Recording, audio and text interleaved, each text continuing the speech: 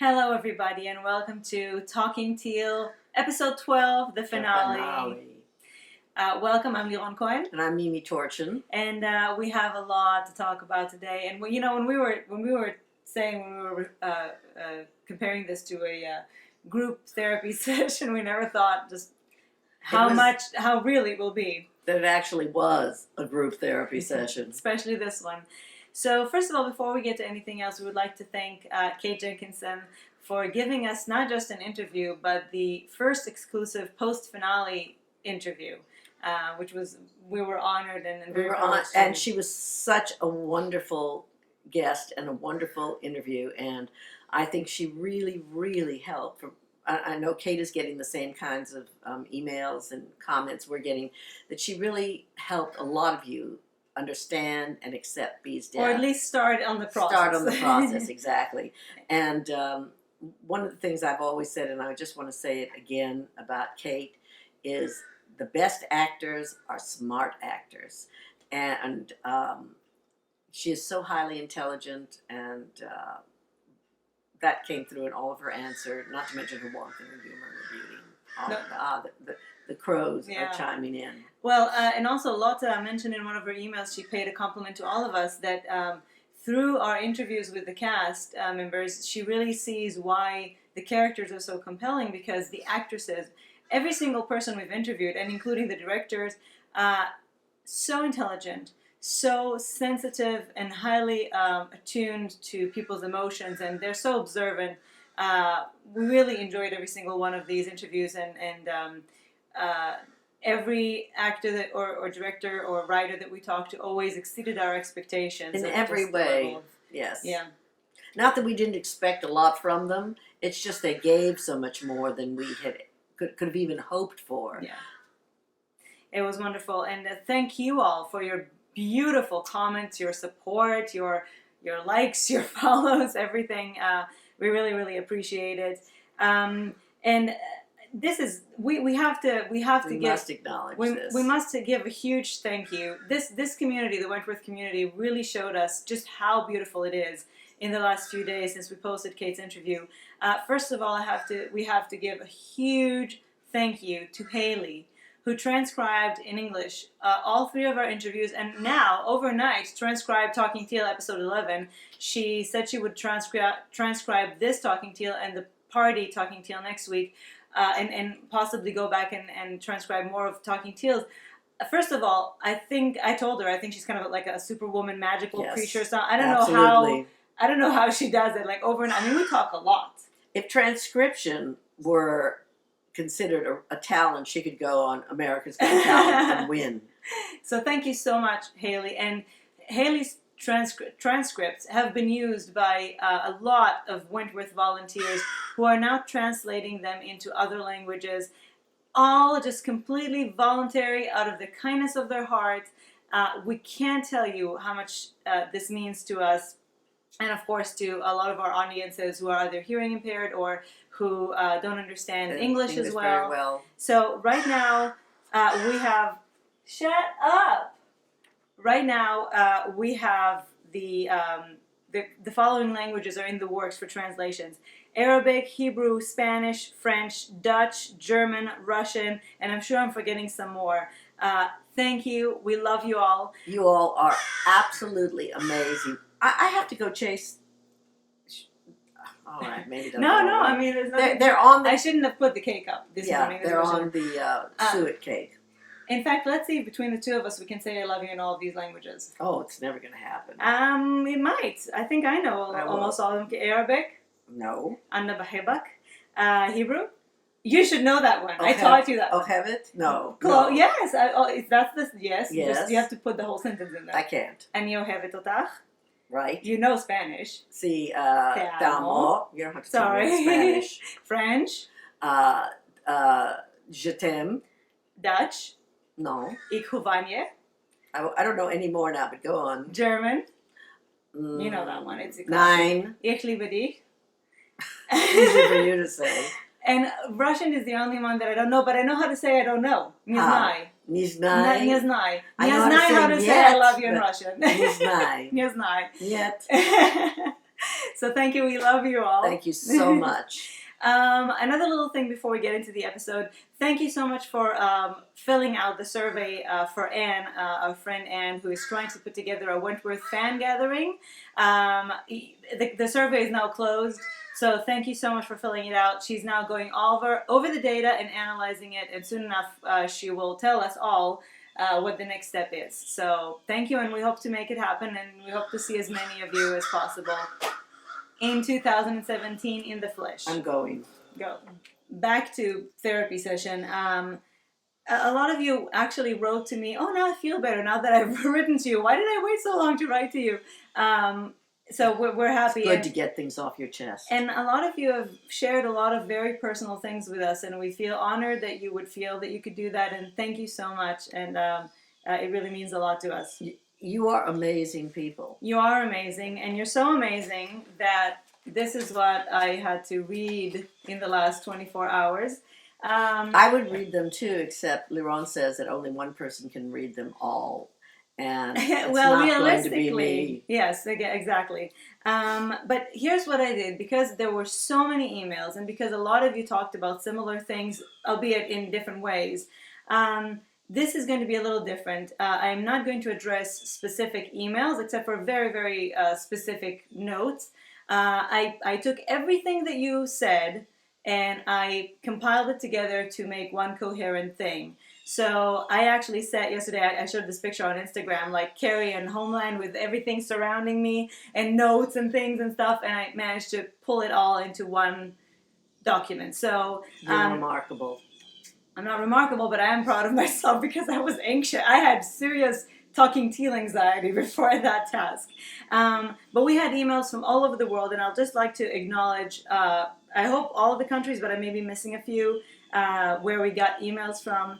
USA, Canada, Australia, France, Germany, Tasmania, UK, South Africa, Argentina, Tunisia, Israel, Russia, Holland, Poland, Switzerland, Sweden, and more. And I was also thrilled to find out on Instagram the other day that we have Hungarian viewers. I'm half Hungarian. I'm, as they call me now, hashtag half Hungarian. They do call you that? They do call me that. So big shout out to our Hungarian viewers. Servus, sok pussy. Yes, I just said pussy on camera, because in Hungarian it means a kiss. How convenient is that? See, we were on to something. So, who's we? Hungarians. Oh. We're very clever people. So we're just going to read out all the names of everybody who wrote, a lot of first-time writers, everybody who wrote to us this week. We are grateful to you. We are in your debt for a lot of Talking Teal, and for this Talking Teal in particular. So why don't you read the first part? All right. Barry, Kelsey, Dawn, Ann Lore, Denise, Elizabeth Lawson, Liz Malloy, Caroline, Anastasia, Lior, Deborah, Liz Brown, Emily, Sarah, Lynn, and Camille. Jillian, Layla, Kathy, Dee, Doris, Liza, Lucia, Lotta, Nina, Stacy, Jane, Nadia, Eva, Marcy, Heather, Estelle, Sophie, Elizabeth III, Lily, Kelly, and Chrissy. Thank you so very much for all your contributions. And the reason we included the last names on our Elizabeths and our Liz's is because we have about 5 of them. Okay, so now we're going to get into the actual episode. So here's what we did. First of all, we have to talk about B, obviously. And I have a particular thing to say about B. B is dead. Yes, so this is the first thing we need to say. First of all, we are in mourning. We're sitting Shiva on B. Although I am representing the light. Right, so we're representing the two, I think, major ways of dressing up for somebody's death, right? Right. Black and white. Mm-hmm. And we did scatter her ashes already last week. Well, we did it symbolically. So, we didn't have any ashes to scatter. So, first of all, B is dead. I know that a lot of you are still in denial, and we'll get to that, but B is dead. First of all, season 5 is already shooting, and Danielle, actually I saw this morning, tweeted from Instagram from Bangkok. She's obviously not in Australia. She's obviously not shooting season 5. But we have spoken to a source of authority very, very high up in Wentworth. And that source says that the only official statement out there is Joe Porter's, that clearly states B is dead and Danielle is no longer employed on Wentworth. Everything else is a fake, including that tweet from Foxtel that's circulating, that press release that somebody posted. I don't know anything about the Robbie Magasiva but tweeting somebody or something about remember Game of Thrones. However, this is not a Jon Snow situation here. There are no supernatural forces on this show. No witches. Exactly. No dragons. Well, even though the case could be made for Joan Ferguson. Well, she for could being be a witch. She could be a dragon and a witch. Although I think of dragons as good things. But as far as I'm concerned, pulling a Jon Snow in this case would be worse than killing Bee. And so, it doesn't seem like the kind of thing these writers would do. No, and we got a confirmation from that source that it is not a Jon Snow situation here. So we have a pretty good, solid argument. B is dead. I think that it's better that we go through the stages of accepting this now rather than keeping our hopes up until season 5 and then crashing down with an even bigger disappointment. B is dead. It happens. Characters get killed off. I know this is very painful. People die. It happens. In real life too. This is very painful. We hear your pain. We hear your sadness, your anger. We feel it. Exactly. We share it. We share it. But we also have a bit of a different perspective on this, and we hope that our perspective will help you reach that point of acceptance where you can let go and remember the good times and really process this. So I was actually going to do some research on this, but Lily from Switzerland, who is very proud of her Swiss-American psychologist Elizabeth Kubler-Ross. Go ahead. Well, she actually laid out the 5 stages of grief for me.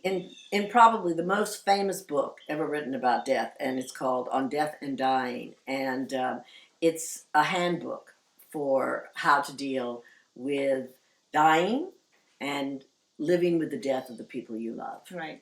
So we're all familiar with the 5 stages of grief, and I saw a lot of all of those 5 stages in your emails. Granted, much more of one particular stage. We'll get to that.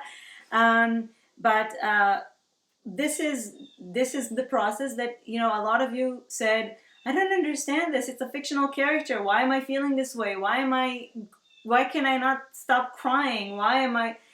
It's a fictional character, but this is the power of storytelling. The power of the character, the storytelling, a show that is done as well as Wentworth should make you feel a loss of a beloved character.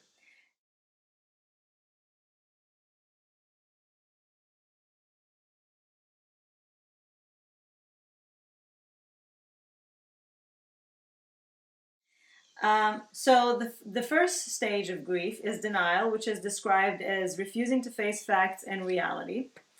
And this is, some of you have all these theories, and apparently they really are big on social media right now. One of the theories is that maybe they'll save her. You all told me you counted 13 stabs plus that final twist of the knife. I don't think that you can come back from that, though somebody did send me an article about somebody who survived like 56 stab wounds or something. They probably weren't all to the vital organs. And so much this was all into her vital organs. Right. The second theory is that they're faking her death to get a confession from Ferguson that she was wearing blood packs under her sweatshirt. Not possible in no way, shape, or form. That thing was this long. B is this wide. It's not possible a blood pack is this thick.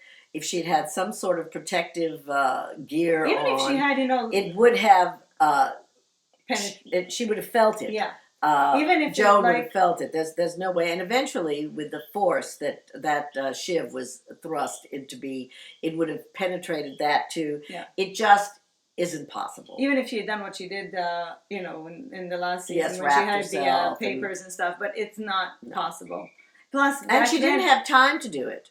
Plus, back then she had days and days and days of taking those blood thickeners. thickeners. Yeah, No, no, so. no, no, no, no, no. And then my the craziest theory that maybe it was all hallucination brought on by her concussion. So you're basically saying they're going to pull a Dallas right. thing, and all of a sudden somebody will wake up in the shower. She'll and wake say, up in the showers and go, "It was all a "Hi, dream." Allie, come on. I've been waiting for you." No, Yeah, not going to so- happen. It's not Dallas. It's Thank Wentworth. God it's not Dallas. It's Wentworth. Would we want it to be Dallas? All due respect for Dallas, no. So this is some of your theories for the denial part. I hope that by now, with everything that we've seen out there, and remember, everything that you've seen to the contrary is fake, and we have it on good authority that it's fake. So please take our word for it, she's dead. So the second stage, which most of you seem to be stuck in, absolutely like quicksand, is anger, which is described as when you're emotionally upset and you're angry with yourself or someone else. But I'm pretty sure you're not angry with yourself. No.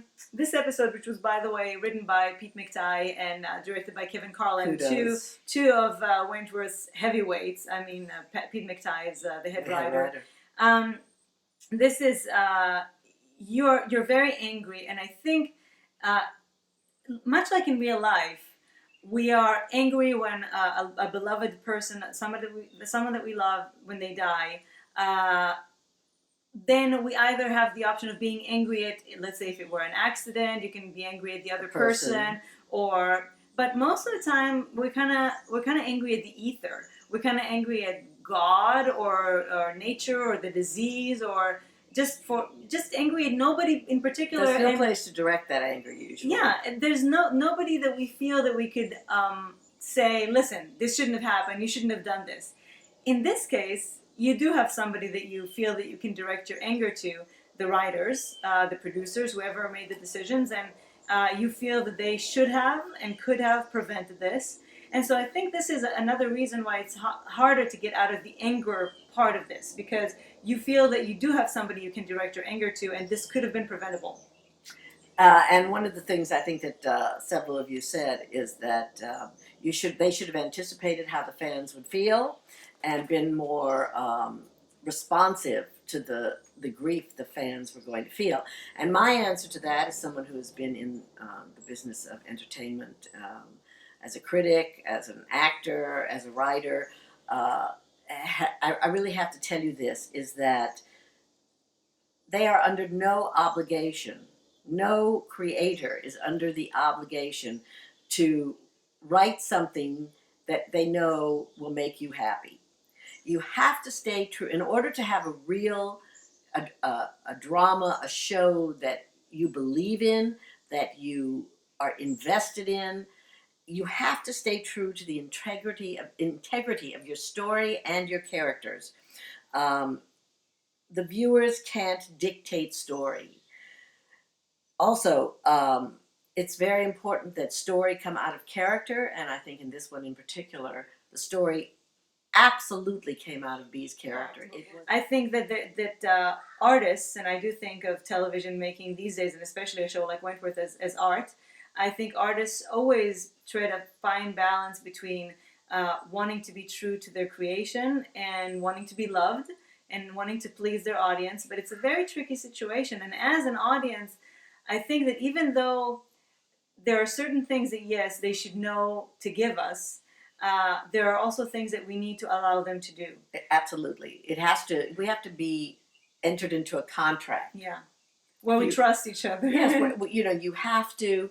They do try to do things that will please you, of course. The whole idea of televised drama and movies and theater is to entertain, to enlighten, to bring you into a story. But you have to also allow them to do the things that are real and that advance the story in the best possible way. Yes, they make mistakes, but in a show like Wentworth, they don't make very many mistakes, and I don't feel neither of us does. Right. Well, and we call them on all the mistakes that they make, do. and you've seen, especially if you watched our last Talking Teal, somebody said it was kind of brutal, actually, that we called them to task on all the mistakes. But in this case, we actually cheer them on.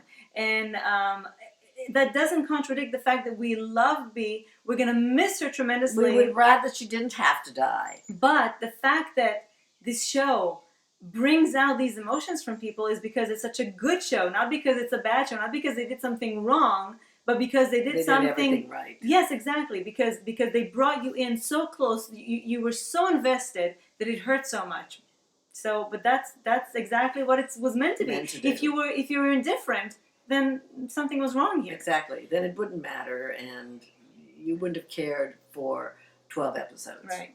Or 4 years. Seasons, yeah. Right, 4 seasons. So we're going to discuss all of your, in this stage, all of your arguments for why you are angry, and we're going to try to show the other side or some other different ways of looking at it, and let's talk about it together. Let's have a discussion about it together, and we would love to hear what you think about our opinions, about other people's opinions. Again, I just put kind of all your opinions together into one whole thing. So first of all, I think everybody's main concern is that they killed the lesbian. Bury your gays trope, LGBT fans deserve better. Now, I think you know, anybody who's been following Lady Parts knows that I am one of the biggest advocates for LGBT fans deserve better. I took Sally Wainwright to task when she killed Kate on Last Thing in Halifax. I wrote numerous blog posts about it, and we've talked about it many times on our blog. We're quite enraged, yes. And we didn't hold back. We're very much on the forefront of the movement, you know, carrying flags. However, I don't feel that this was the case in this show, and I'll tell you why. First of all, Bee was not a new character that was only brought on for the sake of being the token lesbian. We've known Bee for 4 years. She's actually not really officially a lesbian. Her story brought her to her death, not being a lesbian. We've seen her for 4 years. We know her. We know of her journey. So it makes total sense. It's not like all of a sudden they just came out and killed a lesbian. Secondly, we can't say don't ever kill the lesbian. No. Lesbians too are immortal. No, lesbians are mortal. They're not immortal unless it's a vampire movie or something. And even in The Hunger, right. Lesbians are mortal just like the rest of us. One of the thing that we stipulate, and also even if you look at the Lexa Pledge, the stipulation is do not kill a lesbian in the sole purpose of advancing a straight character's story. Bee did not die to advance any straight person's story. Bee died because it was the ending to her story. Okay? Exactly. Now, third, the show has killed, I believe, you can go and look for it because I know that you know much better than I do, but I think throughout its 4 seasons, the show has killed 10 people. Bee is the only one out of those 10 people who actually wasn't even a lesbian, was in a lesbian relationship prior to her death. So I think that in terms of statistics, it's pretty good. Yeah. And also, in her mind, Bee died to be with Allie because she thought Allie was dead too. So she actually died to preserve her lesbian relationship rather than to punish her for her lesbian relationship. Now, to me, the way I would have complained about Wentworth killing the lesbian if they had killed Allie instead of Bee, because Allie was a new character who was a lesbian, who her death would have propelled Bee's story. And for all we know, then Bee would have closed up again in herself and never had a lesbian relationship for the rest of the season, for the series. So to me, if they had killed Allie instead of Bee, that would have been a classic. They killed the lesbian. But killing Bee doesn't follow the criteria of and we can't. It's a very dangerous thing for us to do, to tell producers and writers you can't kill lesbians in general, because you know what will happen if you do that? They will stop having lesbians on their show, because they'll say, oh, then everything we do with them, they complain, they hate us, they start petitions. You have to be reasonable, and again, when it's true, we say it. More power to you, go out and get them. But when it's something that is integral to the story, and the fact that, you know, everybody dies. Especially, I mean, you know, in prison there's violence. Yes, but I mean, you know, at some point, gay characters are going to have to die. Right. Lesbians are going to have to die. It's how you can't impose that on a show. They will turn on you because it's too much work. It's too hard for them. It's too much of a risk. Why bother? Right. Why bother? we must apologize. This is a very, very misty day, and it seems like the fog has entered the house. We closed the doors. We hope it will get better, but if you see us through a screen of fog, it's mist that has come off the water that we're near and moved in through our woods. We're kind of surrounded by a fog, and it must have come into our house. So you're going to be seeing a foggy picture. It's hilarious. We've cleaned the lens. We've cleaned the sensor. It's actually quite artistic. If we were, well, we are talking about things that are kind of misty, and mystical. Misty-eyed. Okay, so now that we've discussed the kill the lesbian thing, let's move on to the next problems. Although we're still in anger, aren't we? Oh, we're in anger for a while. We're going to be in time. anger for a long time, as I suspect most of the Wentworth fans are going to be. Okay, so here are some story credibility and whole issues that you've been talking about. Now, let me stipulate that all the things that we were talking about, the holes in Joan's narrative, we stand by. The way that we got here was very, very fuzzy. Yes, it seemed as though the narrative was serving Joan's agenda, or keeping Pamela on the show, and that partially is true. Right. On the other hand, as it turned out, Joan's agenda was serving Bee's story, right, and getting her to the place at the end where she could be released and die. Right. So we thought the entire season was there to serve Joan, but as it turns out, it was partially serving keeping Pamela on the show, yes, but it was mostly Joan was serving Bee's plot. And it's very clear now when you look back at how it was all meant to bring her where she is now, because it needed to be something very extreme to bring her to this point. Some people have been asking, why would Bee give up on Allie that quickly and that easily? You just say, the doctors say there's nothing to do, and she gives up on her. Why would she do that? I think that Bee believed she was going to die. Here's how I think. I think when we find Bee at the beginning of the season, she had just been sentenced for life without parole. She had just lost everybody she ever cared about in the world because of herself. She was the reason these people that she loved, primarily Debbie, of course, died. She is in a terrible place where she's depressed. She hates herself. She has no idea how she got to where she was. She was cutting. She was just a shell of what she used to be. In comes Allie, and she resists her for a long time, and finally she gives in, and she becomes in love. And what happens when we're in love? We're kind of in this dreamlike state where all of a sudden things are so warm and fuzzy, and yes, there's hope for the future, and yes, there's reason to live. And all of a sudden, Allie dies, or at least, for all intents and purposes, in Bee's mind, she's gonna die. She's practically dead. It's just a matter of time until she actually is dead. And to me, that was a snap. Coming out of that dream state and going right back to episode 1 of season 4, but now it's even worse because she's killed yet another person that she loves. So I think the combination of despair, grief, guilt, and just this general sense of, I should not be loving anybody because everybody I love is dead. So not only am I sentenced for life in prison, but I will never allow myself to love anybody else ever in my life again. Why should she live? What does this have to do with letting Allie go? Because to me, the moment when they told her there's nothing to do, she's going to die, it snapped her out of that dream state that she was in when she was in love. And it brought her back to that place where she was so full of guilt and despair that was it. That was absolutely it. There was a reason that she for a long time refused Allie. And it wasn't just because she was emotionally stunted, but because also, remember, she, in her mind, everybody that she loves dies, and she has pretty good evidence to show that that's true.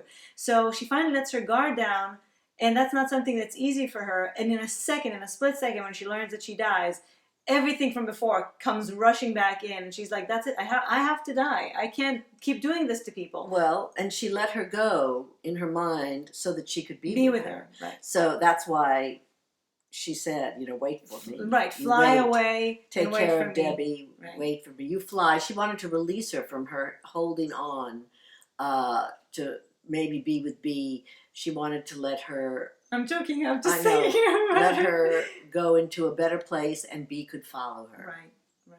So I think that's why she gave up on Ellie that quickly, because it wasn't actually that quickly. It was something that's been building for a long time, and she just let herself be weak for a little while and fall in love with somebody, and here's what happened again. So I think that's the reason. Another problem that you have is, did they dumb B down the whole season just so that you would end this way? Well, this is also this thing of, first of all, she had sort of lost the will to live.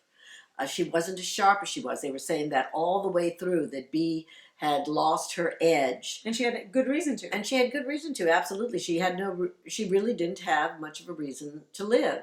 So she was not as sharp. She was lost in her own pain and her own anger at the world and her own loss of will.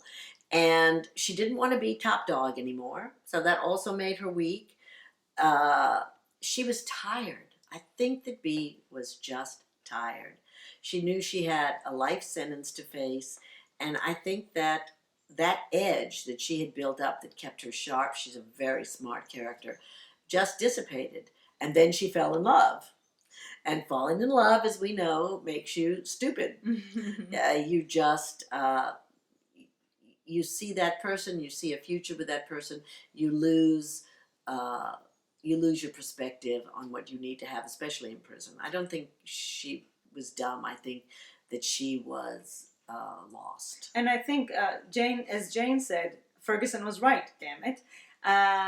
Everybody was going to leave her. Even Allie in 10 years would leave her, and she would spend the rest of her life in prison, losing everybody she loves, and just what? She didn't have anything to look forward to. So I think that her state of mind in general this season was very understandable and very organic to her journey.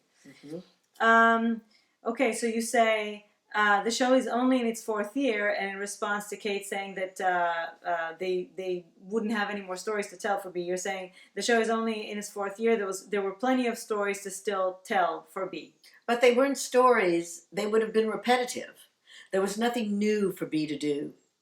And I think because of their love for B, because of what B had meant to people, they wanted B to go out on a high.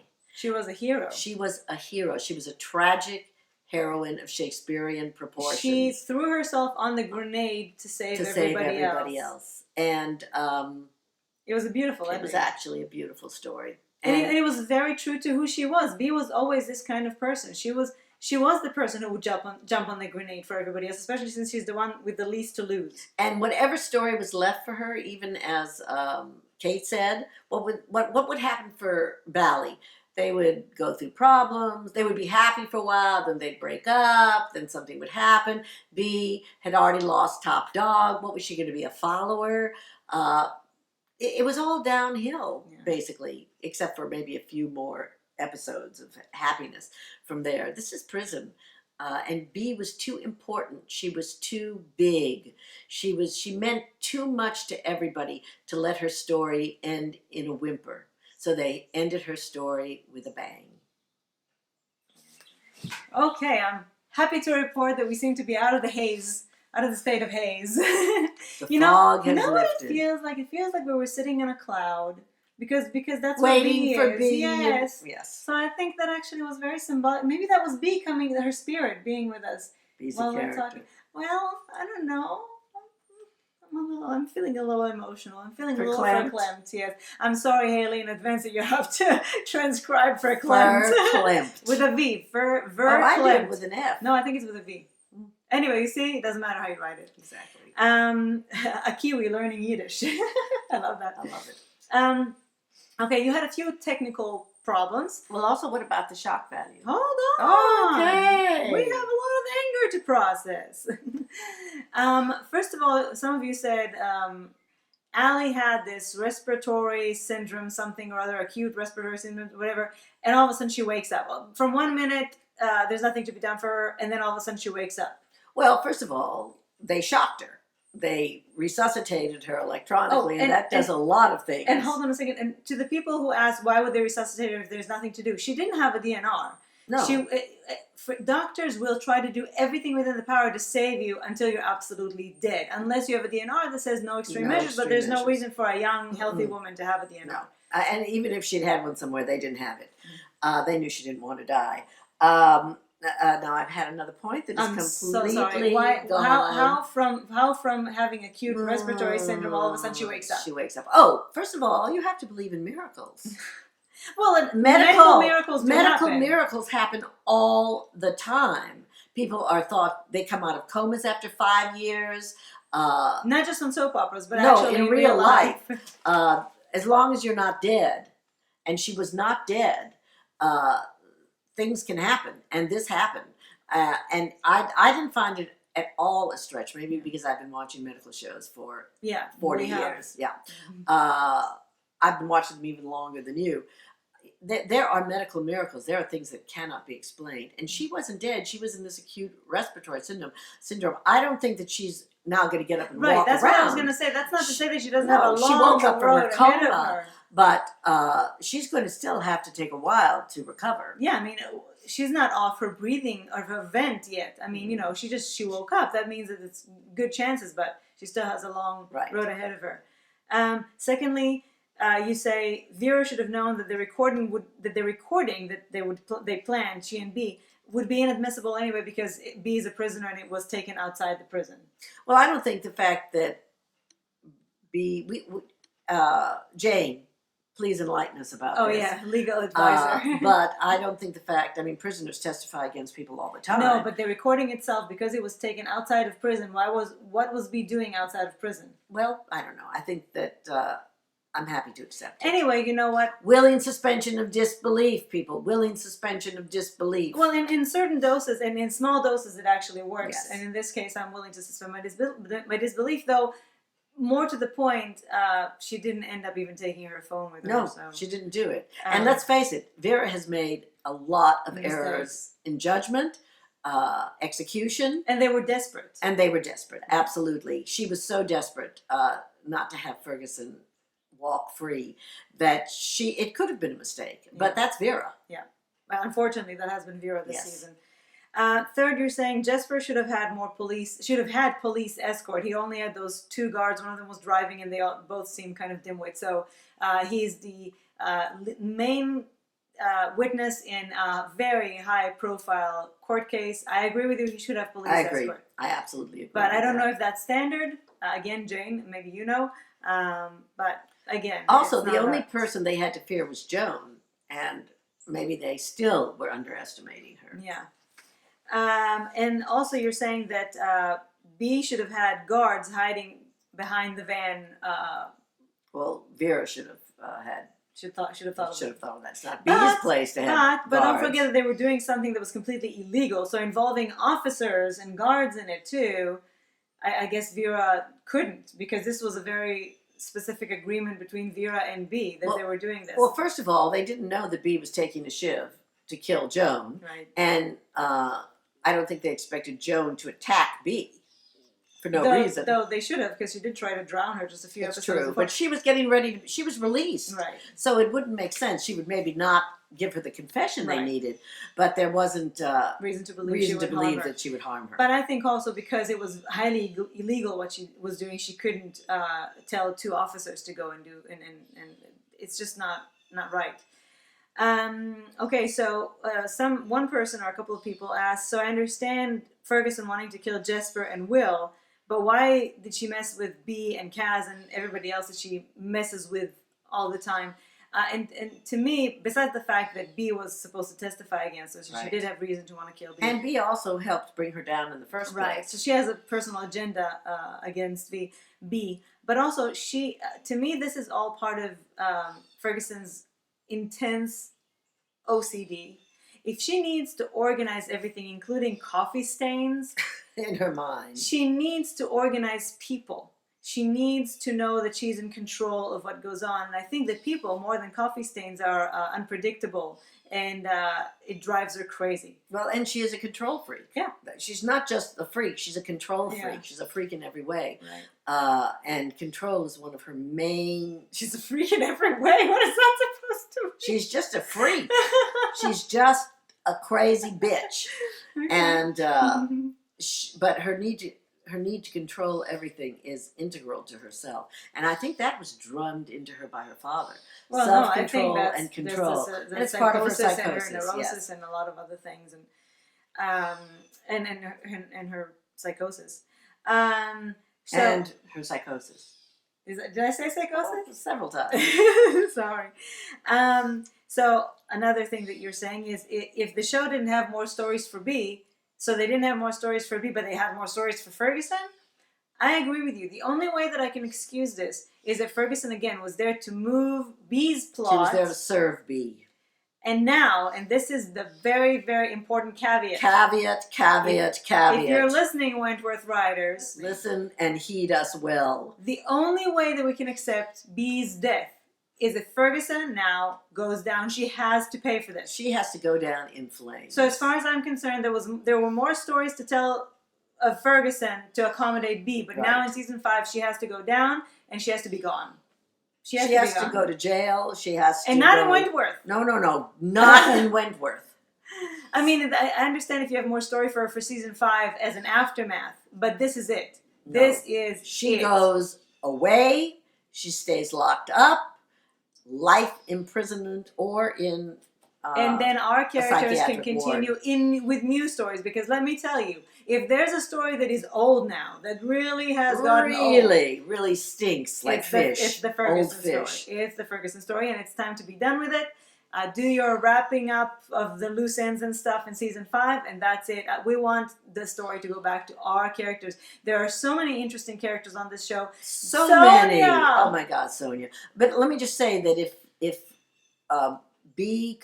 Danielle Cormack could be sacrificed for story, and she was brilliantly and beautifully, then you must sacrifice Pamela Ray. As much as we love we love her, on the same altar, the altar of story. Absolutely. So, be strong.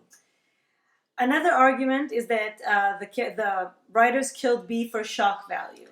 Absolutely not. B's death was not shock value, though it was a shock. It wasn't shocking at all. Well, the whole season led up to it.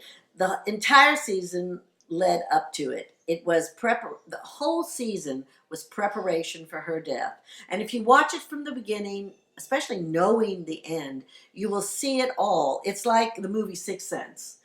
When you find out the end of it, and I'm not going to say it in case you haven't watched it yet, you go, oh my God. Now it all and makes then, sense. Besides the fact that they show you certain things, I went back immediately in 2 days in the theater and watched the movie again. And you see everything leading up to that shocking end. It had to be. Now, also, first of all, to me, all the clues are there. Mm-hmm. To me, the whole season has been a love story to be. Absolutely. A love song to be. And also, many of you said this was Shakespearean, Juliet and Juliet. In fact, they just took a classic and they made it lesbian. Star-crossed lovers. From the beginning. The two crowds that were opposite crowds, the two people from the two crowds falling in love but have to hide, the tragic ending. And so the entire story was so Shakespearean, and nobody ever said that Shakespeare was doing something for shock value. He was the greatest tragedian in the history of the world. And this was the classic Romeo and Juliet story. Juliet and Juliet. Which we have our own lesbian Juliet and Juliet. Has been done in so many manifestations before, because it is the ultimate of tragic love stories. And it's absolutely what it was. Yes, it was. And it just...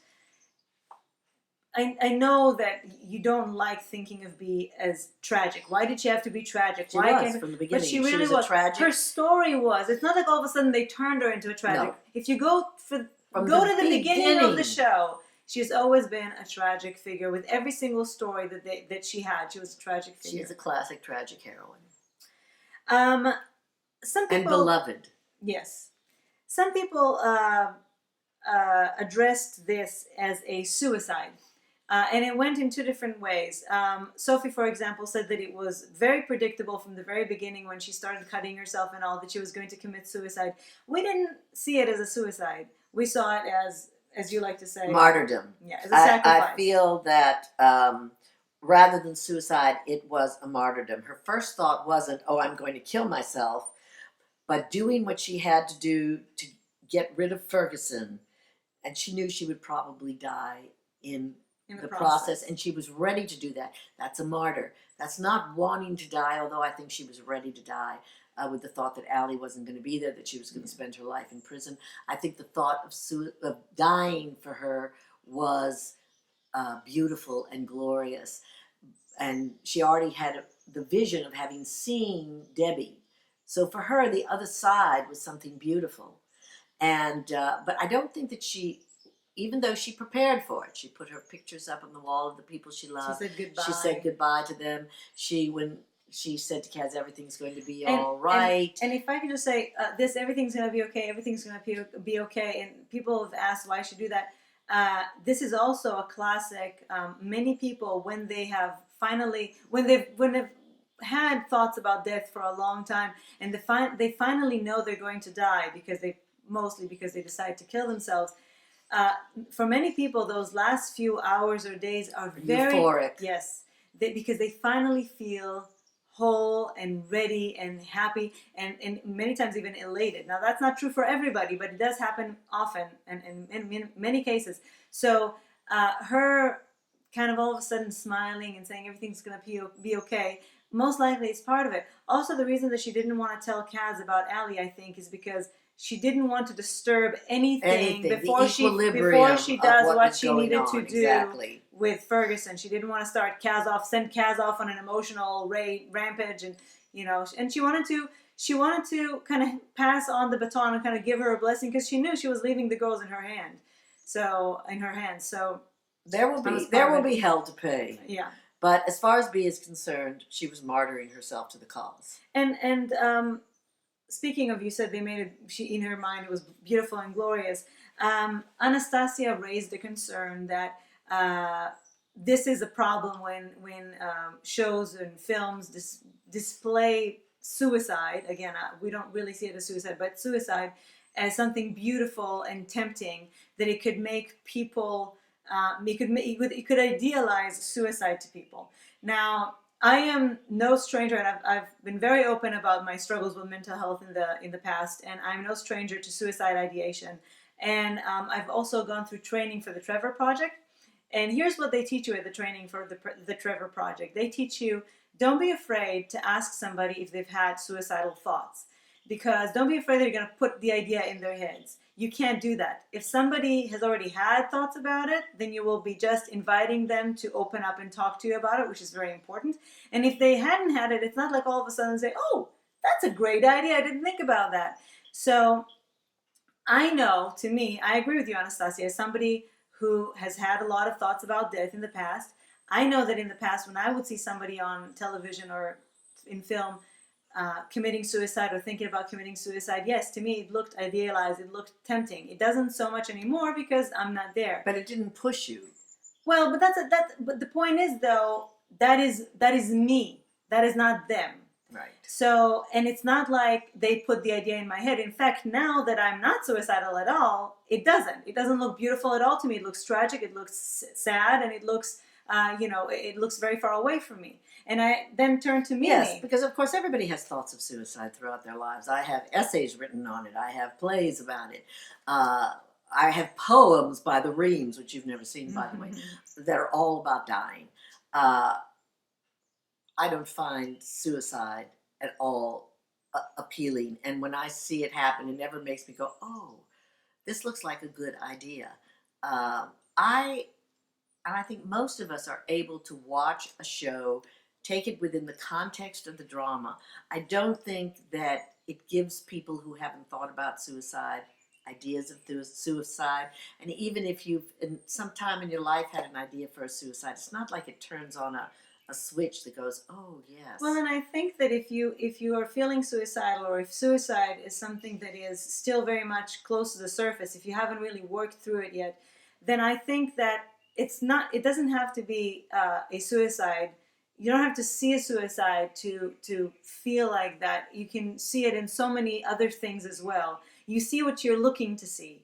So, I mean, I think it's certainly possible that for a minority of people. No, that's what I'm saying. Just I know like that's, everything for a minority exactly. of people. But I think that the problem is not in the narrative. The problem is that, it's our sensitivity and sensibility to it at the moment that is. So I don't think that it's a responsibility of the show. No. The show certainly didn't try to portray it as you should all try to kill yourself. It's really grand. They were telling a dramatic story. No more than a story about serial killers that are told. I mean, there are some. Right. I love Dexter. There are serial killers that are actually made attractive.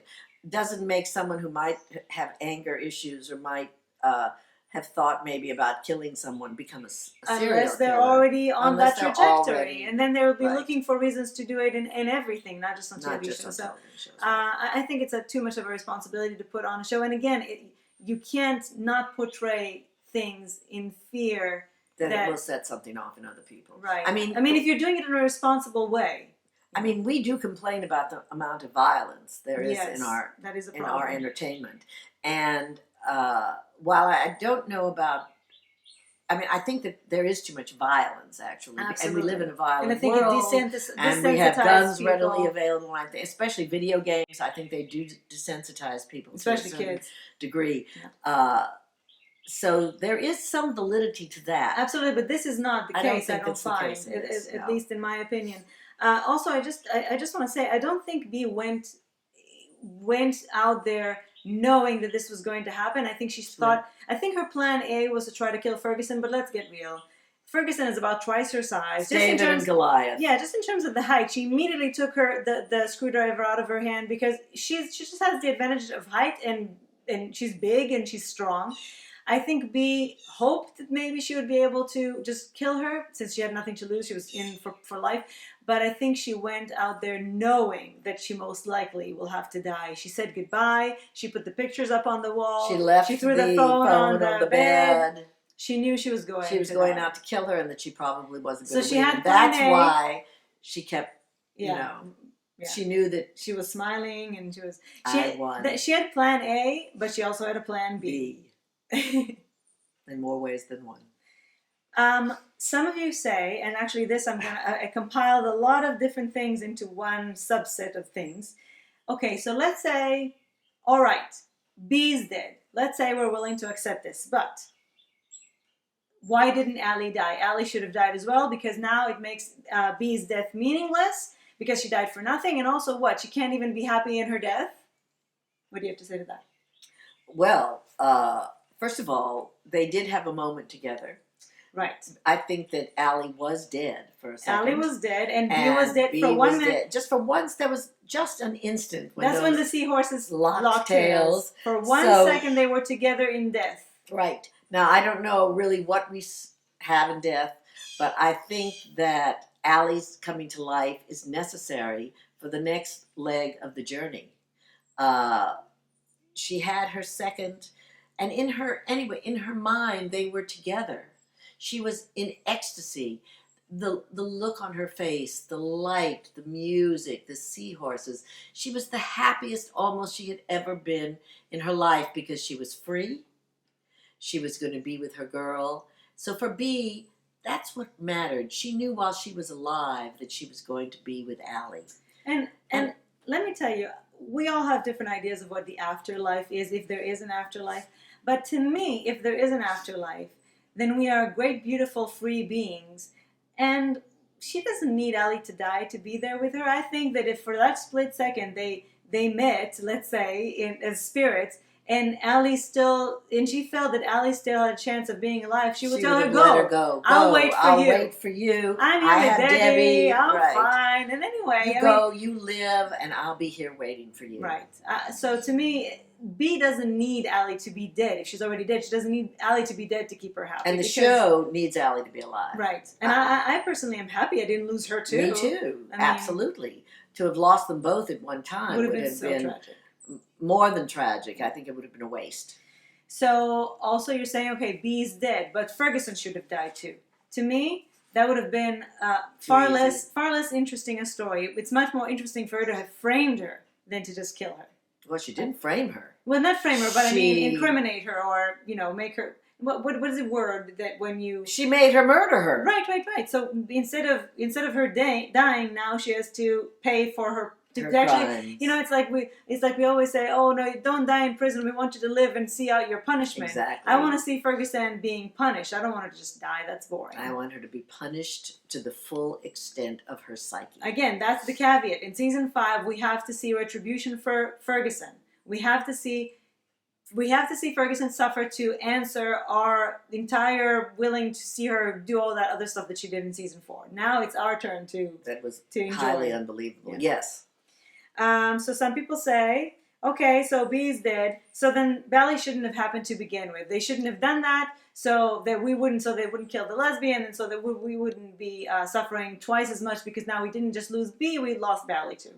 Well, first of all, it is always better to have loved and lost than never to have loved at all. Very well said. Well, thank you. I didn't say it. I know you didn't say at it. any rate, Shakespeare probably said it. Shakespeare said about, I think, 90% of what we quote is Shakespeare or the Bible. Yes. Anyway, and B needed that story, and we needed that story to allow B to move on. This was B's growth and her payment for being who she was. Right. And did you not love Bally? Did you not get great emotional pleasure from it? Was it not a wonderful way to bring on a new character? They're actually angry that the show, encouraged people to fall in love with Bally, only to then pluck them out of happiness and ruin it. I personally feel that Allie brought so much beauty out of B. She brought a softer side out of her. She gave her happiness in her final days. A happiness that she had never had. She raised the B stakes. deserved Bally. She deserved to have Allie in her life. We love B, and she deserved that. And we have to be generous enough to the character that we love to suffer the loss of that couple so she could have been part of it.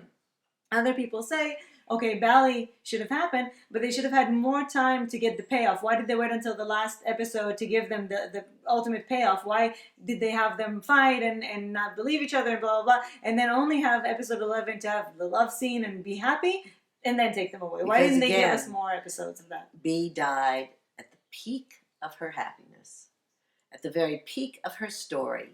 After that, it would have just been,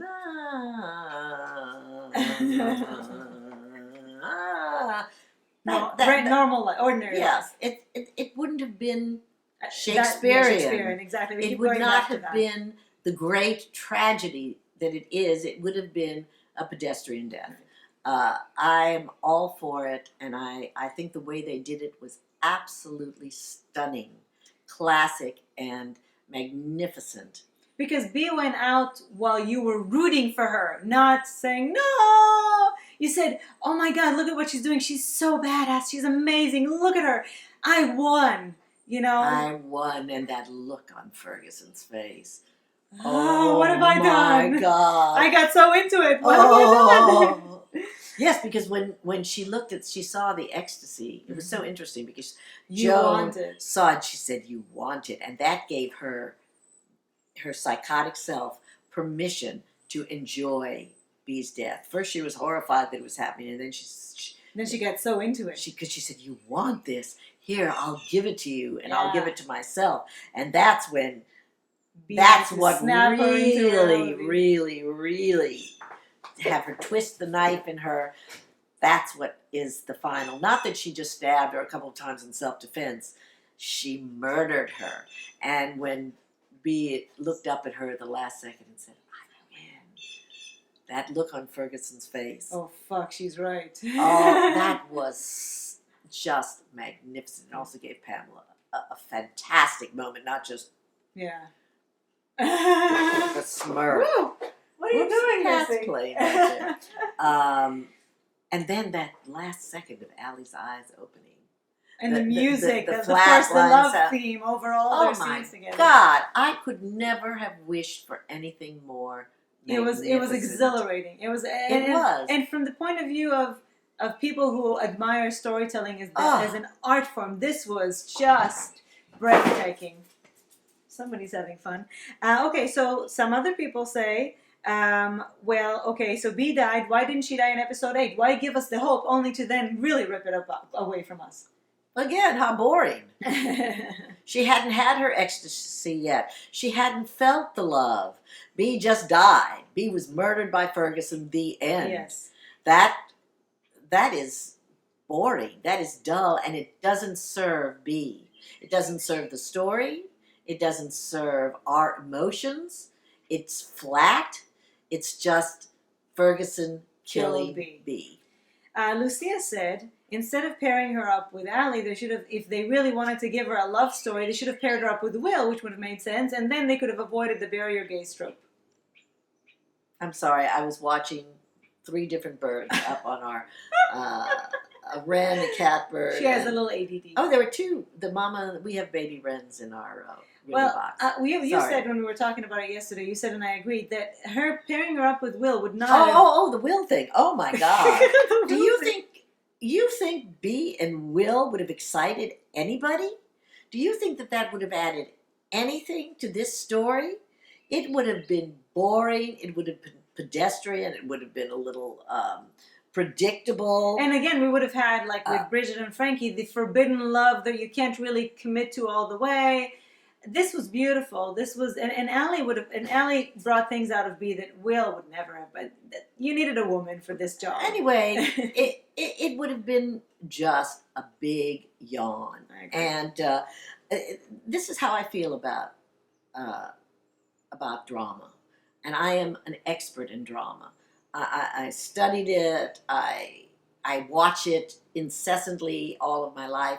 Drama does something to me emotionally, which is why I can watch hours and hours and hours and hours of it and be engaged and exhilarated by it over and over and over. And I just wrote it down so that I could get it right. In order to fly on the highs of a drama, you have to be willing to suffer the lows. And it's part of what makes it so exciting. The fact that you feel so low and feel so high.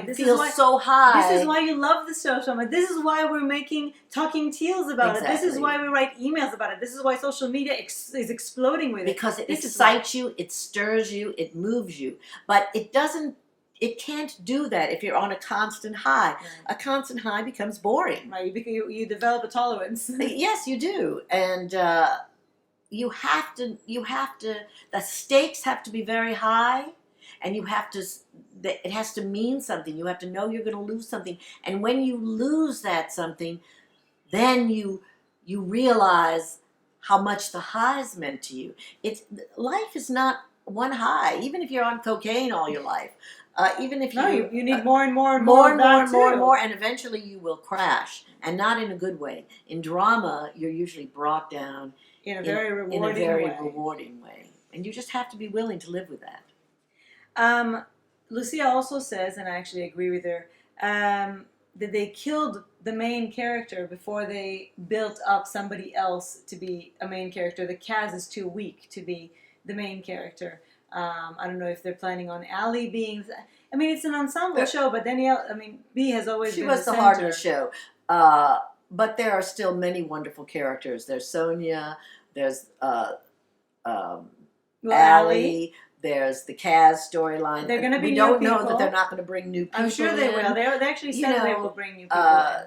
It's like when your spouse dies. You have to have time to build up your life again. Anyway, yes, we've lost B, but there's still. If B were the only character in this show, would we also be disengaged in the story? I don't think so. And it's very much an ensemble storyline, as a show. And believe me, these writers will give us something to love. Look, we didn't. Bridget, she came in as a very small character. She never became even a big character, but still, we loved her. We loved the relationship with Frankie. Who would have thunk it? Who would have expected it? So we didn't know what was going to happen when we lost Frankie. And I think always on ensemble shows, and especially in Wentworth, we've seen it throughout the season. They highlight one person for a few episodes, then they highlight somebody else for a few episodes. So I mean, they're always kind of playing, moving around the characters and playing with some more than the others. So be patient. The other argument that you've been saying is this is not The Walking Dead or Game of Thrones. You're not supposed to kill your main characters. Okay, now let me just say this about that because I am a Let me just say this about huge. I just have to find my notes on this because it is. I am a huge Walking Dead fan, and what I want to say to you is that Wentworth is much more like The Walking Dead than it is not like The Walking Dead. It's a cult show with very high stakes, beloved central characters, and people we love die. Now, of course, The Walking Dead is a zombie apocalypse, okay? But this is... When Mimi said, yes, they're in a zombie apocalypse, of course they're going to die. And I said, yes, you have to keep it real. Wait a second, this is zombie apocalypse. Yes, Sorry, but the in reason... the story world. The reason The Walking Dead and all cult shows, the reason that we care so much is because they play it for real life. Right. This is the universe. It's a zombie apocalypse, and this is the universe in which our characters who we love live. This is a woman's prison, and it's a tough woman's prison, and people are going to die. In fact, from the beginning of the season, we've been asking who's going to die. We expected somebody to die. Okay, so Wentworth is a cult show, high stakes, beloved central characters, and people we love are going to die. It's very much like The Walking Dead. Right. You know, again, I keep bringing this up because it is my area of expertise. In daytime soap operas, nobody ever died. They died. No death was final. No death was final. I remember the actress Finola Hughes, who I'm sure many of you know from General Hospital and from many other things. I did an interview about her, with her, for a Lifetime profile. And they said, well, didn't her character die? I said, yes, her character died. But being in a soap opera means never having to decompose. And, you know, soap operas, there's 4 soap operas left. There used to be 15, 18. When I first started running Soap Opera Weekly, there were 13 and 14 soap operas. There are 4 soap operas left. We are sophisticated viewers. You can't watch shows and care about them when there are no stakes, when you know that someone who has had their head shrunk can come back to life, which did happen to our friend Maggie Reed. You have to have stakes. You have to have things that mean something. Death must mean death, and that is how you care about things. High stakes are an absolute essential element of fine drama. Absolutely. And if you don't want your shows to die out, you have to have stakes that are high enough that people care about. And again, when you think about it, you want to care. You want to care. Otherwise, it wouldn't be the show that you love so much. You want to be scared. You want to know something can happen. You want to. This is not a romance. You wouldn't have been writing to me emails analyzing every single detail of the show if it wasn't so complex. Exactly. So these are complex narratives, and in complex narratives, bad things happen and good things happen. But the reward is so grand. And as in life, bad things happen to good people. Now, speaking of which, the last argument that people have been saying is it's not fair because Danielle didn't even want to leave. Now, first of all, let me just tell you, before we even get to any of that, you don't know anything. Let's just start with that. Nobody ever knows. You know how you say you never know what goes on in somebody's home? You never know what goes on behind the scenes. You never know what people want, how it works, what considerations went into this, who made that decision, why they made. You never know. Even if Danielle comes out and tells you, you don't know that that's really the case. Absolutely. It's a lot of stuff is PR. We know people who tweet and Facebook things about how happy they are and how their career is skyrocketing. And behind the scenes, they say, "Oh, I hated those people. That was the most horrible experience of my life." Now, that's not to say that's the case. But we're just saying, you don't know. You don't know what's going on ever. And again, finally, let me just say this: actors are instruments of the story. They don't drive character. Character drives story. And yes, the actors create the story. They create the characters. They bring them to life. They add extra nuance. You fall in love with the actors. You fall in love with the character. But stories aren't made to serve the actor's career. The actors are hired to serve the story and the character. And Danielle understands that she's an actor. Believe She'll me, they find a new. experience I this think all she's the time. probably already found a new job, and you know that's part of how it works. Sometimes the actor wants to leave, as in The Good Wife, Right. when they killed off Will. That was Sometimes the story is written to to accommodate serve the actor, that wanting way, to leave, but it's integral to the character and the story. Right. It's all about the character. Yeah. It's all about the character and the story. Story serves character. Character serves story. Right. But character and story are not meant to serve actors. Yeah. So this was the anger stage. There was a lot of it, as you can see. Some of you have, and actually the third stage I find to be kind of intertwined with the first and the second. The third stage is bargaining, and it is described as an attempt to postpone what's inevitable. So we know that some people have circulated petitions, save B, bring B back. Some of you have said maybe the writers will listen to us and to all of this and will change their minds. Some of you said maybe there'll be new flashbacks. They're not going to be new flashbacks because in order for them to shoot new scenes, they have to hire Danielle back on the show. She's not on the show. Exactly, she's not on the show. You might have old flashbacks, but it's not going to bring her back. But that's not going to to be a way to keep her around. It's just not going to happen. So, but this is natural. Do what you will to make it makes you feel better. It makes you feel less impotent.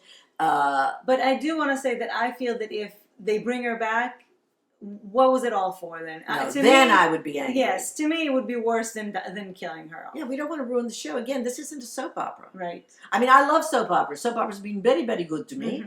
And I love them. And as their own art form, they are brilliant. They do a show every single day, an hour-long show. But you will never see people writing emails and trying to dissect soap operas. No, they will certainly write emails. They're a big fandom. They care about there's things. not a lot to dissect. There's not a lot to dissect. No, they're not an intellectual exercise in any way. They are what they are. Wentworth is not that. Wentworth is a complex TV narrative. Right. And that is the highest form, to me, of television. Yes. The fourth stage is depression, where a lot of you seem to be. It's described as to become aware of your loss and the changes it implies. A lot of you have been saying that you've been crying, sobbing, that you just don't know what to do with yourself, that you find yourself constantly drawn to social media to discuss this painful experience with others. And let's not forget that you all have suffered. We all, I include myself in this because we are haunted by this. We not only do we talk about it for you, we talk about it for us, and we're always going, oh, let's not talk about this now. Let's leave it on the cutting room floor. Let's have it, so that we can have spontaneity, which is part of what we all enjoy. But we have suffered a triple loss. We have lost B, Danielle, and Bally. Right. That is a significant loss. That's a whammy. That is a triple whammy. And we have every reason to be depressed. Yeah. Not for too long. Life goes on. Yeah. But it is certainly understandable that you who are involved in the show because you are drawn into it, you are meant to feel an emotional attachment to it. That's why we love it. It does something. It stirs something in us. It stirs so much. So much that this is the only show we dedicate a weekly vlog to. Yes, exactly. You don't hear us doing the same thing talking for Grey's Anatomy talking animals.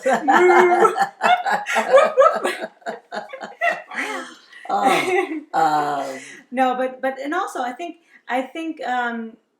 people got really attached to Allie.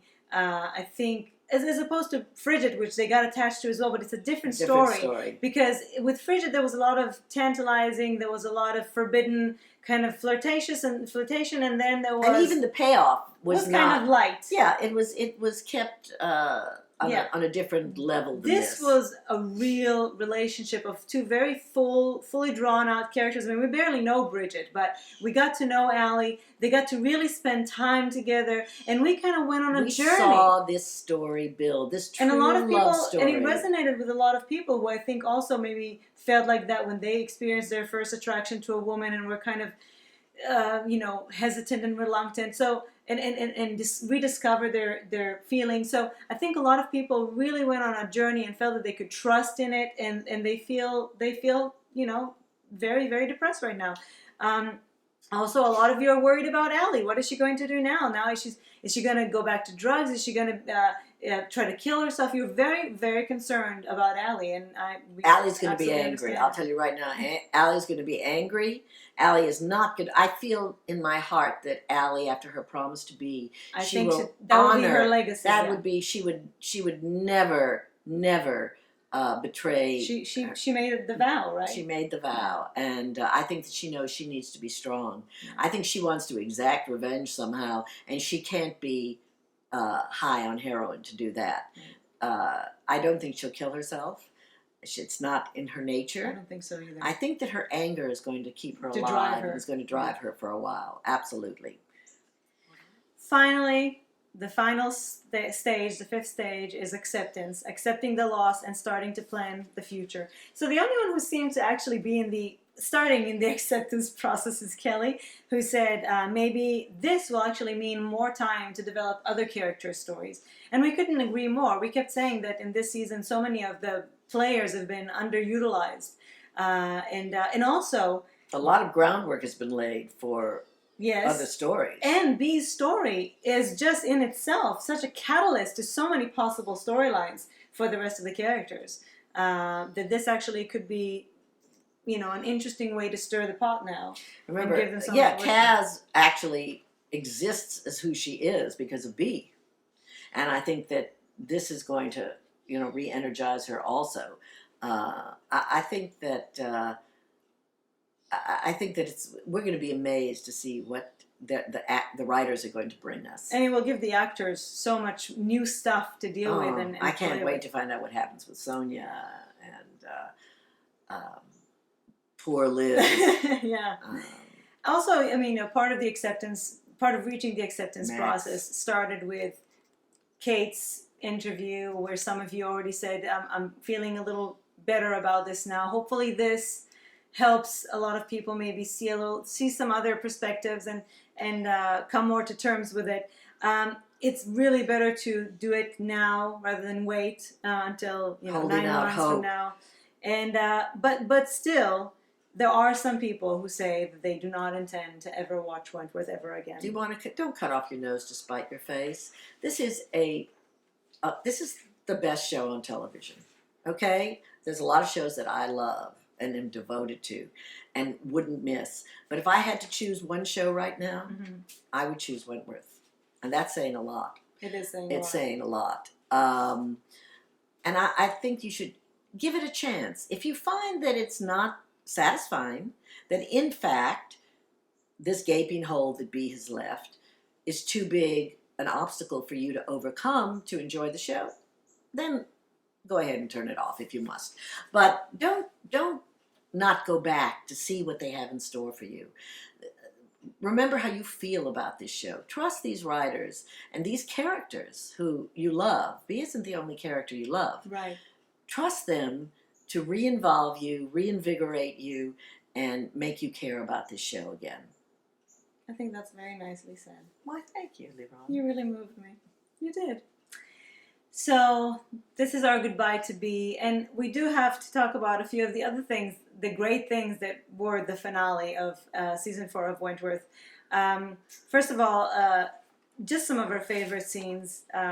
Let's start with some of our favorite Bee scenes.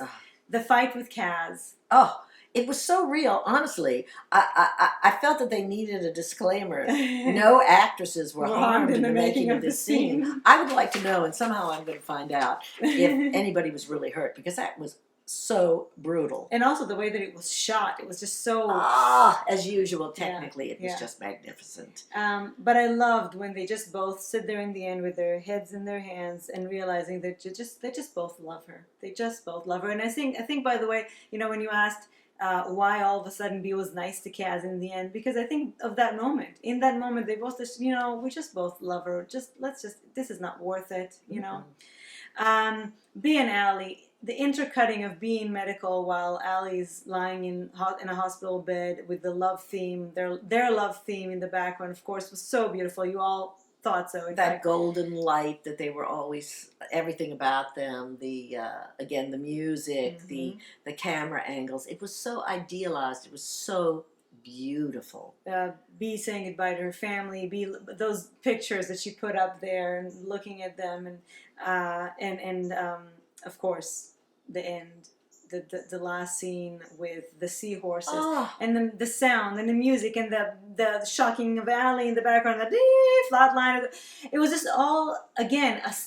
They sure involved every single one of your senses to make it just. It was kind of climactic. It was an all sense sensual Yeah. experience. It was gripping. It was. I felt I could barely breathe. It was so beautiful. One second I was crying, and then all the seahorses, and then all that, I couldn't handle myself. And then those eyes. What brilliance that was!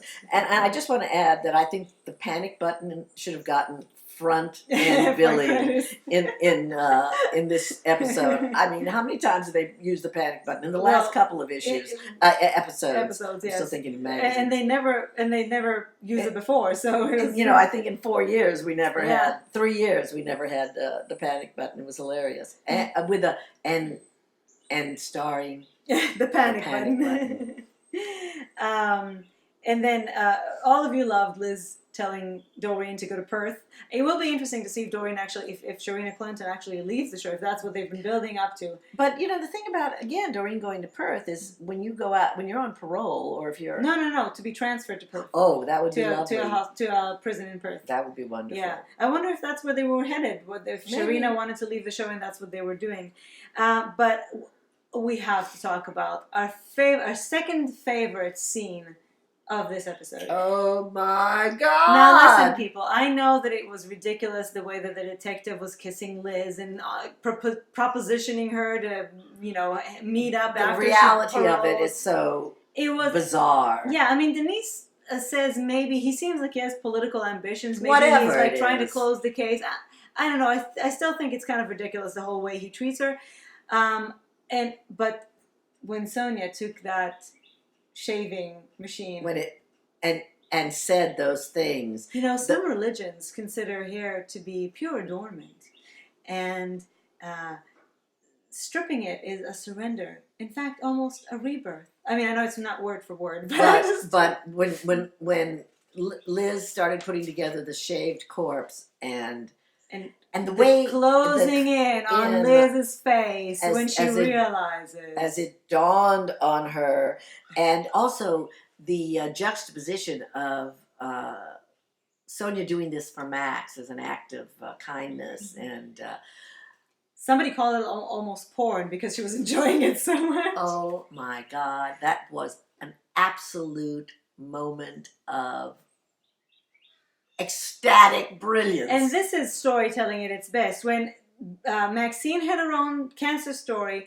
and Sonia had her own did she kill story, and all Liz, of a sudden full circle bringing it together, two things that have nothing to do with each other.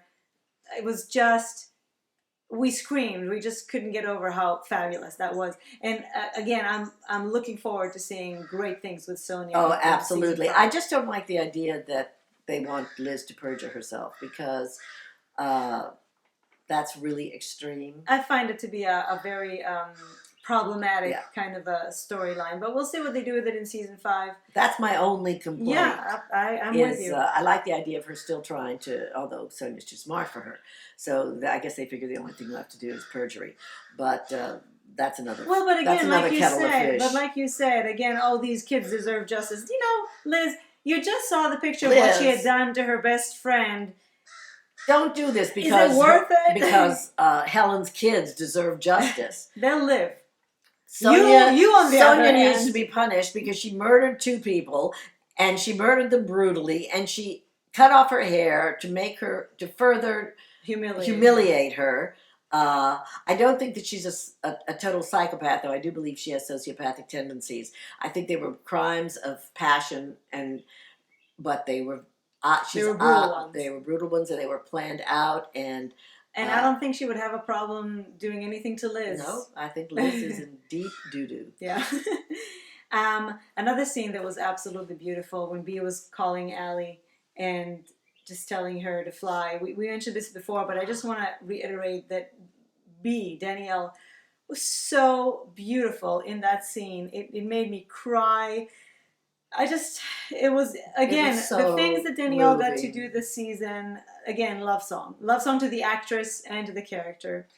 Um, some of you, by the way, said that B versus Ferguson, that showdown looked like a Western, like High Noon. Like Mimi said she was expected to hear that. I kept on hearing the theme in the background. Yeah. And then that moment when she was holding her close. Yes. And you see it, especially when you Almost see it like as a still, it looks like a kiss. So I say the kiss of death. Yeah. It really did. It looked like she The sucked the kiss life force of out death. of her. Absolutely. And some of you thought also, it was though, creepy. it was very tender. It was, because, and we saw her doing the same thing in episode 8 when she was holding her, stroking her. And it's just sick and phenomenal beautiful. storytelling, Yeah. phenomenal, I just love it. striking visual. It was just, again, a festival to your senses, as far as I felt. And I also want to say that this was great use of Frankie in this episode. Yes, and also the Branky scene. How much did you love it? And you know, so beautiful. And some of you are mourning that as well. Absolutely. You know, it's like Their a quadruple. That's 4 times. Yeah. Quadruple loss, because another relationship that you love is no longer being Frankie. Yeah. And but I think that Frankie's scene with Shane, I thought that was a very, very powerful scene. And of course, now she has a gun. That's, I think, a deep foreshadowing. Now, I don't know whether it's just meant to make us anxious and was. And you know, give us a little bit of something to chew on as far as Frankie is concerned. I'm hoping that when it picks up again, in 9 months, she will have disposed of the gun. Yeah. But now, by the way, Eva said we were all sad to hear that Boomer was not pregnant. I don't think, personally, I never expected her to be pregnant again. I thought it was very much a plot device, and it gave Boomer and Maxine something fun to do. But I don't think I ever expected her to be pregnant. And Katrina was she was lovely in this. Absolutely in lovely. this episode. That exchange with Liz over the food about, you know, she was crying and she didn't want to upset Maxine, so it's just beautiful. Just beautiful. Katrina really has become the most beautiful central character. To think how she has evolved. Again, this show, the character's evolution is just amazing. It really is. Okay, so now we are starting to think about next season, and many of you have raised several worries or questions, or, you know, you're starting to think about, so where do our characters stand at this point to start off season 5? So let's start. Let's go over most of our characters, not all of them, but we have Frankie. One person, or maybe even 2, said that they loved her relationship with Shane. She does actually seem to care for him, and they're wondering if they're going to team up in the future episodes. I don't care about Shane. I don't care about Shane either. He was very good. He was effective for what he was. He actually is a very good actor, and I think that he did a very good job. He's young. It showed his youth showed. Yeah, but I don't need to see him again. I don't care. I think it was again. He was part of the Ferguson plot, and I don't think he needs to come back. And also the thing with the gun. I don't know if that was also part of. Well, so people are wondering if we're going to see Frankie back in prison, either because of the gun, which Jane, people have been asking us, so we of course consulted our Australian legal advisor, and Frankie is not allowed to carry that gun. A, it's a violation of her parole, and B, criminals cannot get a license. How evolved is that, huh? If you have a criminal record, you can't get a license to own and carry a gun. So either way, she's in violation. I think even in America, for certain parolees, and secondly, that's why you do background checks, because I don't think criminals are legally allowed to carry guns. The problem is it's so easy to get a gun in this country. Yeah. So either that, or will she set herself up to get back to prison so she could exact revenge on the freak for B's death? Yes. That's possible. Frankie going back to prison would certainly help fill the void left by B. And Liz Malloy says that we need Frankie in prison because she lights up the whole place. And we missed her. That's true, but I don't know how light she will be at the beginning of this season after what happened to B. She's not going to be light. But several of you have raised the concern that throughout season 4, the only way that we saw Frankie out of prison was in relation to B. So now that B is gone, how will we see Frankie? So her being back Maybe in in relationship to Bridget. that's proven to not really be the case. So I'm not sure, but we all want to see Frankie more of Frankie, and I think that we've all been saying we don't want to see Frankie back in prison. I think the only way that I would accept Frankie being back in prison To is go if undercover. undercover, or if she does something knowingly to go back in prison to get revenge on the freak, because I don't want her to fail and go back to But prison. for But if she her decides to do it, to go back in to get revenge on the freak would mean that the freak is in In prison Wentworth. in Wentworth, and I Right. don't want to see Right, that's a that problem. happen. Though, let's move to Ferguson then. We know that she has to pay. But some people are wondering: is she again going to be on remand at Wentworth, like she was, like awaiting trial? We see how that works out. Exactly. If she is at Wentworth, the prisoners this time, there's no excuse for them not to completely, beat the hell out of her. She'd have to be in isolation, which is boring. Could she be governor again? I can't see that happening now. I cannot accept that. I cannot see that happening now. I cannot accept that. Well, I cannot accept however, that. as some of you said, nobody actually witnessed the stabbing, and we know that there's no recording. They just saw, they saw Ferguson holding, with blood on herself, holding the weapon and be on the ground. But is it enough proof? Is it circumstantial? It's not just circumstantial. It's Joan, the blade in her hand, blood all over her. How many times we see people? Yes, but this is. Oh my God! What happened to you? Hugging This them, all of a sudden they're is filled in with blood. addition. Oh, what is this gun? A cop just came in. Oh, I'm holding the murder weapon and I'm covered in blood, but I didn't do it. Except that B was there 1 second, and then it's not even like the night of, where they caught him out on the street. I know, but they didn't see it. So I'm just saying, they were there 1 second later. If the writers wanted an out, don't do it. Now, also another question is if Allie will remember who gave her the hot shot and will be able to testify against Ferguson that she did that to her. So hopefully she will, because this is not the kind of thing that, except maybe because she was in a coma for a while. Maybe she has she'll have have memory loss or brain damage. Temporary amnesia. All right, so let's move to Allie. By the way, another thing that we were wondering about Ferguson is she going to kill more people? Well, I just, Jake. Or is she going to die herself? Is she going to be able to use? You brought this up. Has Jake paid off his $90,000 right. debt? So let's go back by to murdering. Jake first. Is he still Ferguson's bitch? He's such a bitch. I just hope that he also goes down in flames. I just want to say that however they choose to use him this year as an instrument of story, I want him to go down in flames in the end. I can't wait to see, because I don't like him. Person. I don't like him. I don't want to see him around. No. I don't want him to become the new Ferguson. I don't want him to become a governor. Oh no, if Jake is the only person in the Australian prison system who is qualified to be governor, woe betide the Australians and their prison system. Well, and people already were angry that because Will was suspended, then Jake was immediately promoted to deputy chief. Why would it be him? He's so new.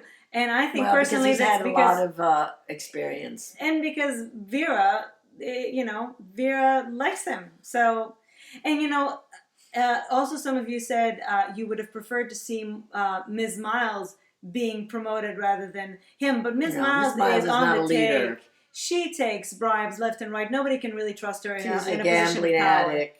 Yeah, but I would like to see more of her. Absolutely, we did see more of her this last episode, and I love her. I love Jackie Brennan, and but she's not governor material, or even lieutenant governor, whatever that is. Deputy. Allie. So we already asked the question of will she go back to drugs? Will she commit suicide? Will she be top dog? Some people threw that as an option. Maybe eventually. What will her relationship with Kaz be like now? The B's out of the picture. And will she get a new love interest? And I don't want it to happen right away. No, she needs to grieve. I think she needs to grieve. But I certainly hope down the line I do too. that she will get a love interest. Vera. Will she get in trouble for letting B out?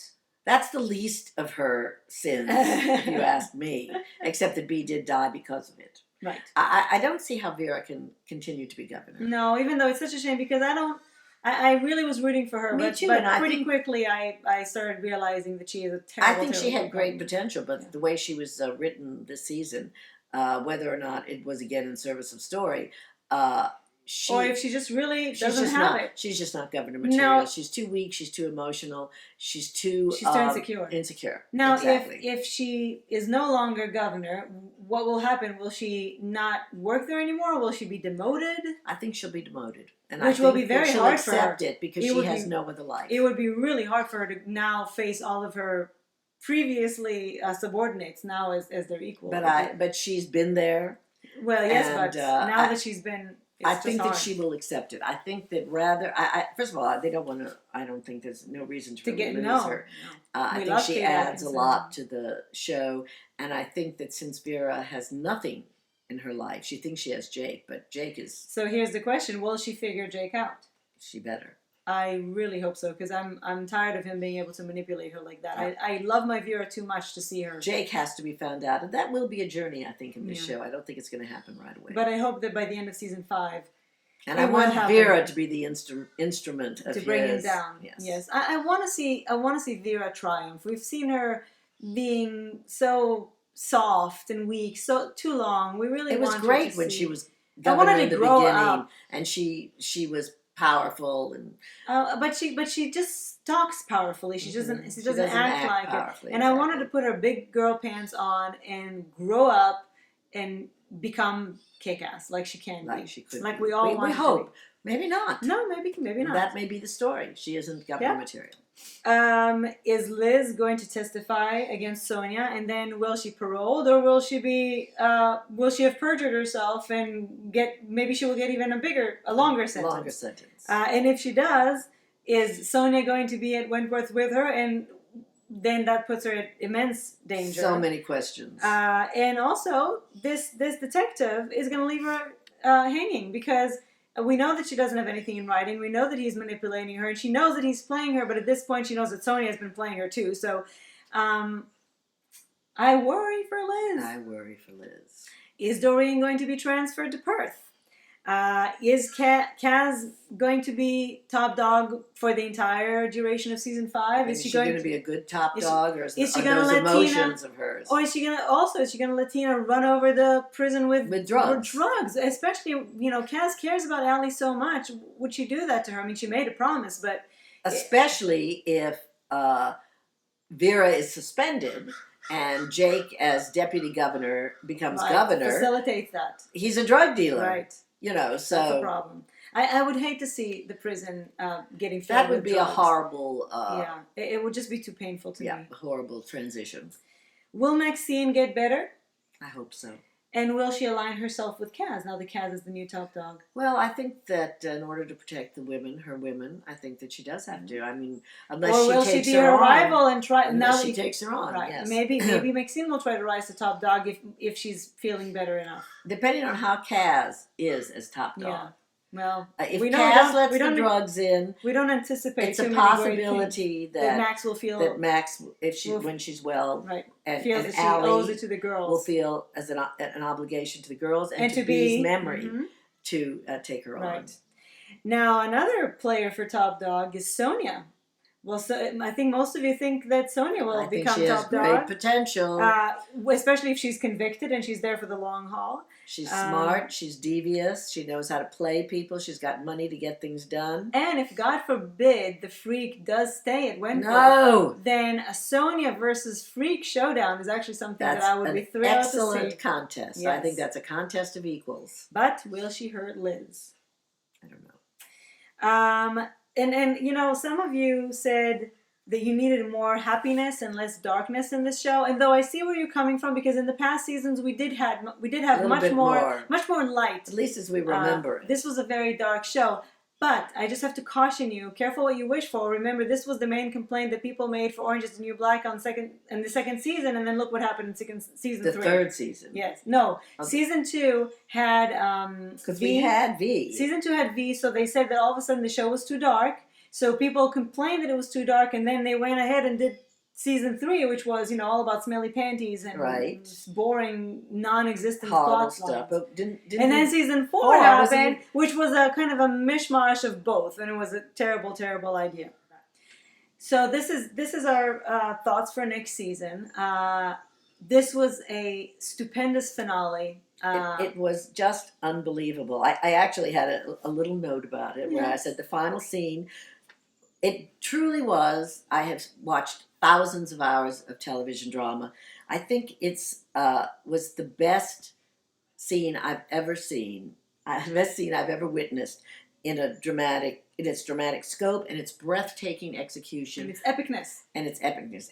By saying execution, of course, I don't. No pun intended. I just Bee died. Her martyrdom. She died a free woman, joyful in her victory, and knowing that the two people she loved most on earth were waiting for her in heaven. I think it was a beautiful send-off. It was a triumph to all concerned. As television, it was unsurpassed by anything I've ever seen.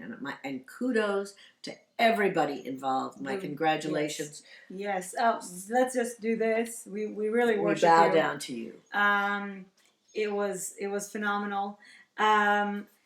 Just before we leave you, remember we do have the wrap party next week, Sunday, August 7th. Thank you for everybody who's already submitted the ballots. You still have time. The deadline for everything is Saturday, August 6th at 2 p.m. Eastern Time. So thank you for the ballots. There is a link under this video on the website to the ballot if you haven't filled out the ballot yet, and to instructions for the other parts of your participations. We're still waiting for you to send us all of your personal contributions. We're hoping that you're working on them almost as we speak, or as you finish watching this. Yes, don't do it Talking as we Teal, not speak. now. Yeah, I mean, don't do that. That's not fair. And of course, with regards to the pajama party, we did Pictures. ask you to do pajama pictures to participate with us. So here's how it's going to work. And Anne Laura, thank you for the inspiration.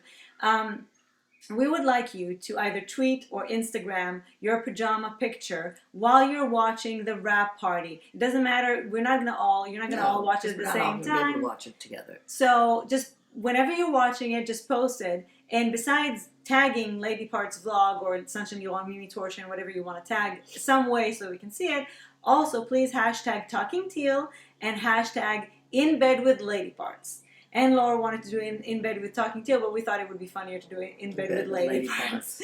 So please do that so that we can all see all of your pictures, and we can't wait to see. And again, it doesn't have to be anything fancy. I know some of you actually bought pajamas for this picture, which is wonderful, but you don't actually have to do anything fancy. Just your own pajama, whatever you want. And in this final episode, let this final Talking Teal before the party, because the party is a whole other thing. Let me just say again that this would not have happened without you. Absolutely. This is all for you, about you, with your participation, your excitement, your commiseration. Your enthusiasm around this show has exhilarated us. So please send in your ballots, your personal contributions. Hold on to those pajama pictures to tweet and Instagram later while you're watching. Email all of that stuff to ladypartsvlog@gmail.com anytime before Saturday at 2 p.m. Eastern Time.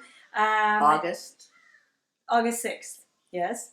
And again, if you have any big files that you need to send me, just give me a heads up so that I know that it's not spam. And I would just like to end with two things.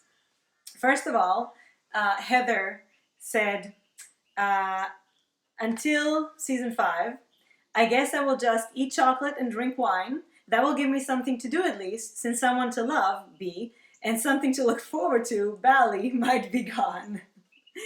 So...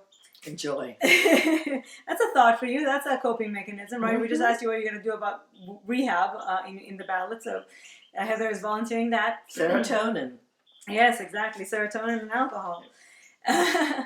And I think it would be a really beautiful way to end this finale vlog with this beautiful poem that I got from Chrissy from Holland, which I will also post later on Instagram. It is lovely. It's called A Single Rose. The exterior is covered in flowers, yet internally I am a single rose. I met you in my darkest hours, as we slowly danced in the shadows of our dreams. What I sought to find, a broken lie, incapable of shedding tears, we shall not remain with painful fears. Hold captive until we die, unable to break the tie. Come on, beautiful girl, let's fly. I'm kind of crying. I'm kind of shedding tears. It's beautiful.